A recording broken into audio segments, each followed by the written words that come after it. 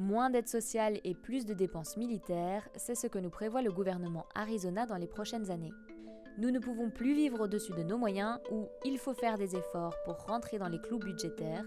C'est en ces termes que les hommes et femmes politiques justifient les coupes budgétaires drastiques opérées ces 15 dernières années dans tous les services publics et institutions de l'État. Tous ?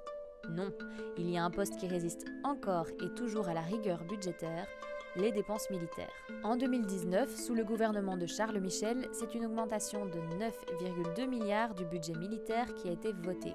Le gouvernement d'Alexander De Croo y aura ajouté 10,2 milliards 3 ans plus tard, en 2022. On pourrait croire désormais que cela suffit, mais non. En 2024, les négociateurs de l'Arizona proposent une nouvelle augmentation de 2 milliards pour l'armée belge. Et pour y parvenir, il est prévu de faire des économies ailleurs.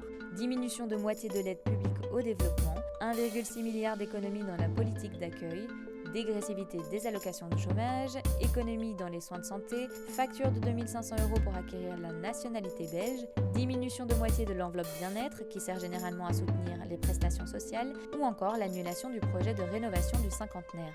Une fois de plus, on ne peut que constater et s'indigner, loin d'apporter plus de sécurité à l'international, l'augmentation des dépenses militaires se fait au détriment des mécanismes qui apportent effectivement de la sécurité aux citoyens belges et à la planète.